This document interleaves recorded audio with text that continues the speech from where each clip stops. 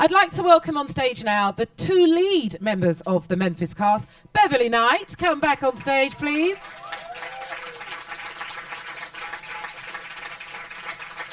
Hey, Bev. And the fabulous Killian Donnelly.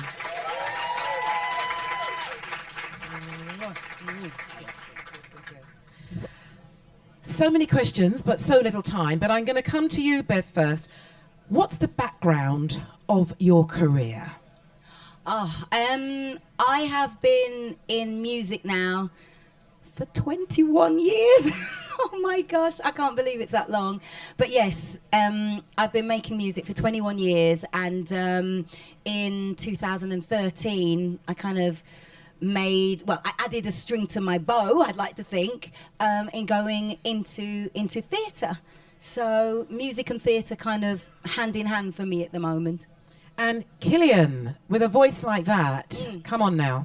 How did it all start for you? Well, the first thing I ever did was get in. My mother threw me into her church choir when I was about 7 or 8, and I just loved singing. But I grew up in the Amdram background back home in my local society, and you'd usually get picked up and do a professional show in Dublin. But then it wasn't until about 7 years ago that a friend of mine told me to move over to London, try it over here, and then the first job I got over here about 6 years ago was a swing in the ensemble in Les Miserables, and then just picked up from there. So it's been quite a journey, but it's always involved singing. Yeah. It's always gone around singing, and it's what I love to do. I love performing. I love singing. I love acting.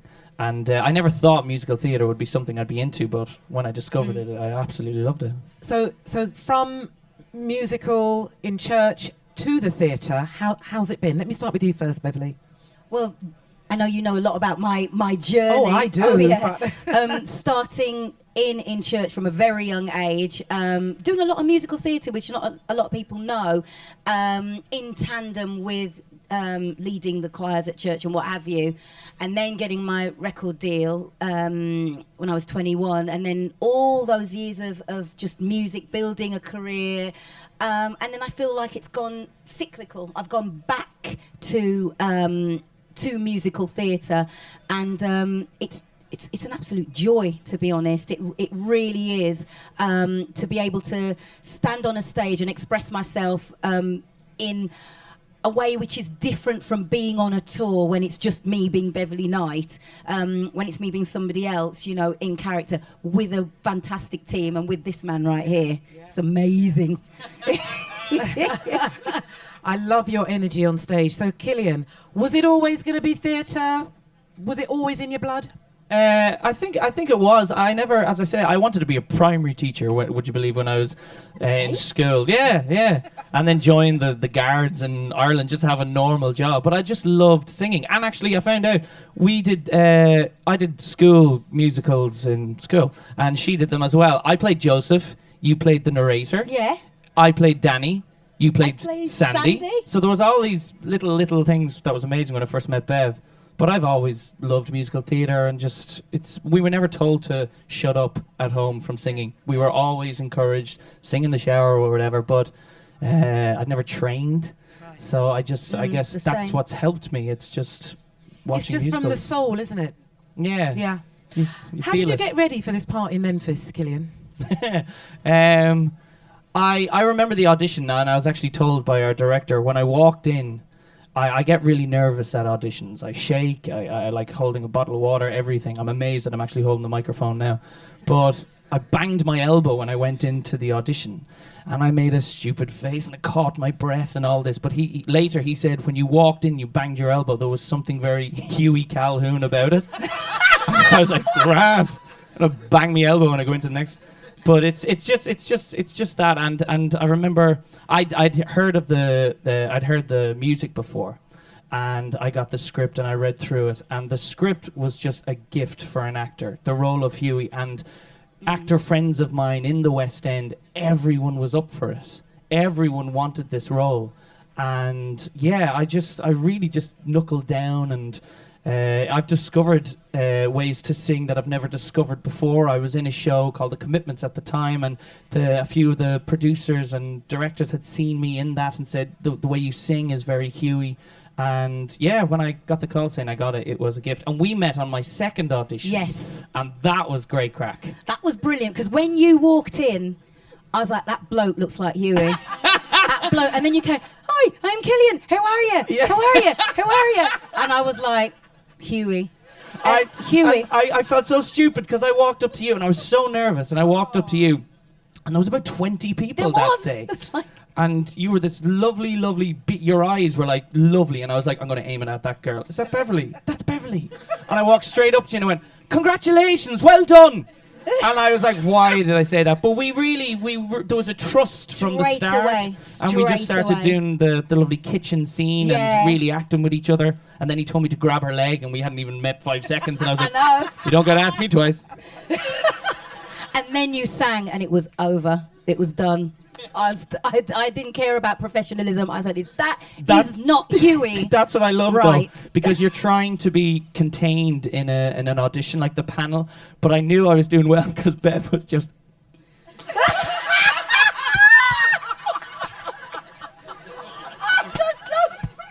I was like, yes. Oh, shit. Okay. So come on, Bev. How did you prepare for this role? Because you are Felicia, singing from the soul, but it wasn't just learning a music score, was it? There was a lot more to preparing for this, because you even went to...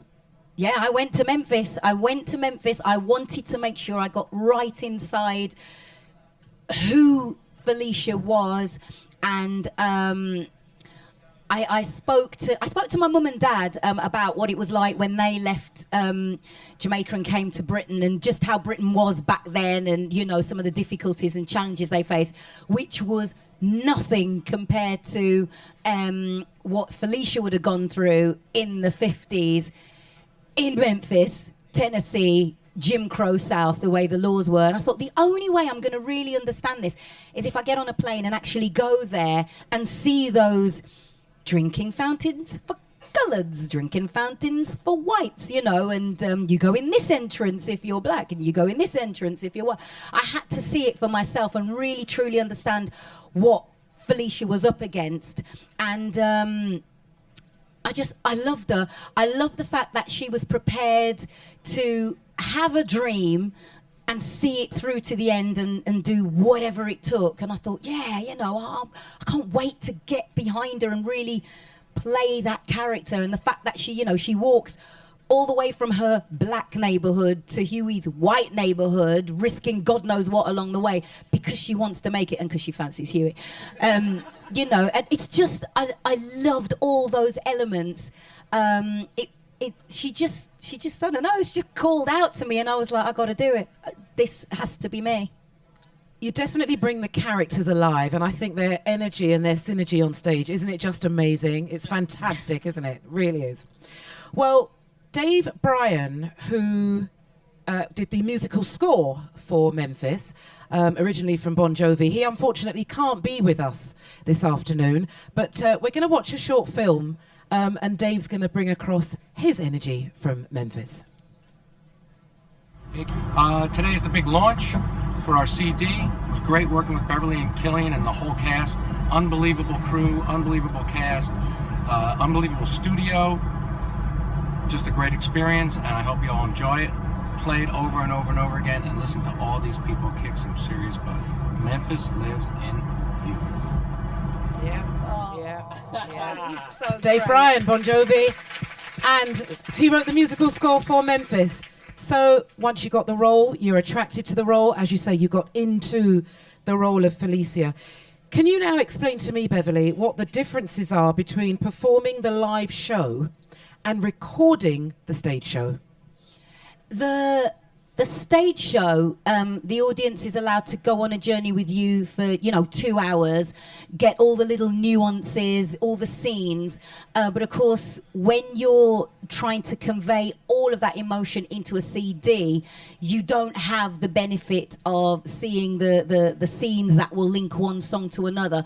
So it is crucial that when you're singing the songs in a studio, you're not just kind of replicating what goes on stage. You have to bring something more to it, because people will listen to the album. They may not have even seen the show, but they might be listening to the music. So you have to carry not only the technical perfection, but you've got to carry the emotion, the weight, the pain, the agony, the ecstasy. You've got to carry all of that and pack it into sometimes a 2-minute song, sometimes slightly longer, and really drive that message home.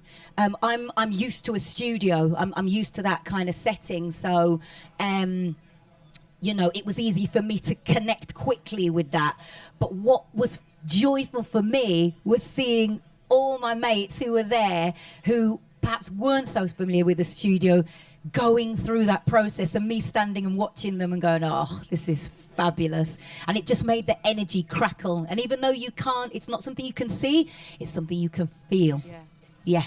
Killian. I was amazed that because it's something I'd never really done before, but I was amazed we did as much as we could from start to finish every time with the band, because David and our musical supervisor Nick Finlow and our musical director Tim, they wanted, like, the band would play and we would sing from the start to the end, and then if they needed to catch a note, they would make sure we went back, because as Bev says, you had to capture the joy and the emotion. And when I remember doing Memphis Lives in Me, it was about 8 o'clock on a Wednesday night, and they turned off all the lights in the studio, so that the only thing lit up was my booth, and there's about 12 booths all around the place. But imagine I'm over there and I couldn't see anything, just my reflection in a window. But it just brought me to sing that song rather than seeing something over there and getting distracted. And I love the way from everyone in the studio, felt like they really wanted to make this record very, very special. And you can hear it when you play it. Absolutely. I'm going to ask, could we just very quickly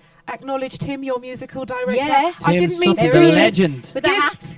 Make yourself known. Does a great Memphis job. lives in Tim. Yeah. Oh, yeah. And really keeps the music together, keeps it tight. He's really good. You're good, Tim. We love you. We love you, Tim. Okay, it's time for some Q&A. Is there anyone that would like to ask Beverley and or Killian a question? I'm sure there is. It's very vocally challenging to sing the whole show on every single night, I'm sure. But is there anything that's particularly vocally challenging in the whole score of the show? I know throughout the 6 weeks of rehearsals, it would you'd train your muscle to sing. Me personally, I'd have to train it a different way to sing this material. And I've definitely started singing things differently than I have at the start, where I can place it better and more comfortable in my voice.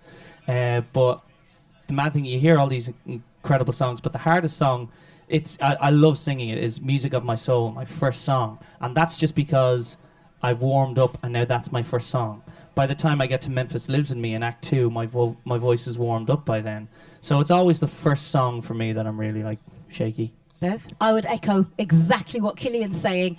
The whole show, and I know you know, the whole show starts with a number called Underground, which Roland Bell, who plays Dale Ray Farrell, who's Felicia's big overprotective brother, he opens that song, and then Felicia comes in midway, and the whole cast will tell you that song's rather high, but that's the first one out the box. So you're starting high with power, and then as it goes on, by the time Felicia gets to the end of that song, she does this really high little riff, and every night I'm like, all right, here it comes, here it comes. And then after that it's like, oh yeah, I'm fine now. So do you find it, like, near the beginning of the show, once you can get over that first song, which you will anyway because you're good singers, but it's almost like a seal of confirmation that the rest will just flow? Yeah. It will come. And if also one huge thing is we have Dave on sound, our incredible sound team. Who Fierce. It's like we both do a dance with the way we sing, and they move the faders up. So when you're coming to a loud part, they'll bring it back so that you hear more of the band, and it allows you and gives you the emotion to really go for it, rather than I'm going to get really loud here. But that's that you just feel it the whole way, and the way we've been directed and taught this show has been to feel it and to really just like feel the music and enjoy it. Definitely comes across. I saw some more hands up. Do we have another question? Lovely. We've got an Irish lad here and a Wolverhampton lass, and you go totally into character as Americans. If you got the opportunity to go beyond musical theatre into acting or Hollywood, would you take it, or would you rather do what you're doing now? That's a brilliant question. Brilliant. God, if Scorsese said, Bev, got this script, yeah? Then I'd be a bit like daft to say, nah, you're all right, love. I think I'd be all over that. But for me, everything begins with the strong central character. If a role is right, then grab it. If it's on the big screen, great. If it's on stage, great. I'm happy and I'm comfortable with stage. So why not reach a little further and see what else this Wolverhamptoner can do? That would be great. Killian? Yeah, definitely. If something came along, I'd absolutely. I like doing bits of absolutely everything, and just so you can try it at least to say I've tried. I'm funny as well. Oh, thanks. He's proper funny. Should hear my knock God. knocks. What's your favourite part of the story of Memphis? I Go on, Killian. love Someday. From the moment I got the script and heard the music, Someday was my favourite song and still is. And I love that moment where Huey has done such a beautiful thing to get Felicia singing on the radio for the first time. And when you hear live, like you did today, when you hear it live of Beverley, Carly, Kiki and Rachel singing the four voices, it's one of those things where people go, there must be backing vocals off stage, and it's not. It's just four pure, beautiful voices, and that is my favourite bit of the show. I love that bit. That bit where, you know, from the beginning of the scene where Felicia walks in, she has no idea what's going to happen, and Hugh is like, "You're going to sing live on the radio," and she's like, "Eh?" Well, she doesn't say "eh" because she's not from Wolverhampton. Eh? she and then it just happens, and we do our little dance with the microphone. Oh, I love that so much. And the grin at the end is a genuine grin because it just makes me feel so happy. I love that scene. Lovely. And there was a lady in blue with a scarf on. Oh, right. Thank you. Hi. It was actually a similar sort of question to that lady over there. But on a scale of sort of 1 to 10 or 100, I don't know, how much fun do you guys have each night? Kind of. I guess on stage everyone knows how much fun, but generally, I guess. Woo! Yeah, 11. 1 to 10 out of 11.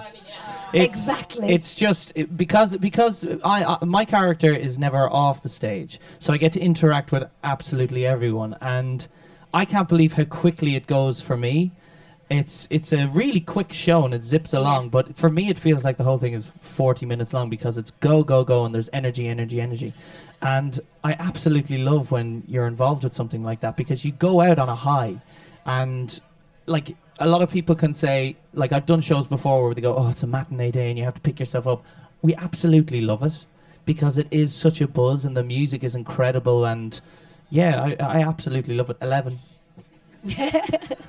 I'd say 11 too, but I get slightly more chill time in the show than Killian does. Killian literally is, you know, change your shirt in 5 seconds and you're back on, and so I get a little bit more time than that. So I get to enjoy the shenanigans of what's going on in the wings. Beverley has learned all the dances. So when we're on stage and the dancers are on stage, Beverley's in the wings and she does her change really quick so she can get to side stage. And you see her performing all the dances and facial expressions and everything she's going for. And then she just walks on and does her scene. I love it. And then the crew are beside her as well, doing all the dancing and everything. Yeah, everyone goes for it. Yeah. I think we've got time for one more. Lovely. Gentleman at the back. I'm sorry. Gentleman at the back. Thank you very much. When you have a high at the end of a show, obviously, does it last very long, or does it keep going? Can you sleep at night? I mean, or is it so exciting that you have to sort of calm down with, I don't know, whatever? It's funny. The last number, Still Your Rock and Roll, is huge, and it's so explosive, and you know, and everyone, you can hear, we're leaving the stage room was clapping and cheering, and the band are rolling on, and Tim's just giving it full energy from where he is with the band. And the process of, well, for us, removing the wigs, removing the clothes, and transforming from Felicia Farrell back to being Beverley is part of the, okay, bring yourself back down to earth process. But then I go home, have a bath, have a cup of tea, and then everything is fine.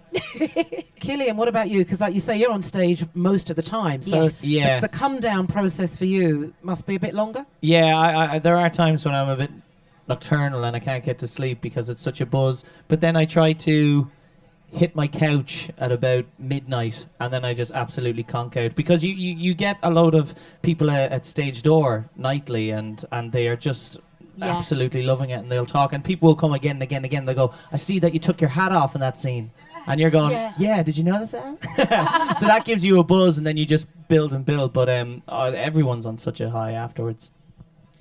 Well, I think that brings us to the end of our time here at the Apple Store. If you haven't seen Memphis, go and see it. If you have seen it, I think you'll agree it is a masterpiece. 1 minute you're singing, 1 minute you're sitting there scared, next minute you're laughing, and then you're standing up clapping. It is absolutely wonderful. Please give it up for Beverley Knight and Killian Donnelly. Thank you.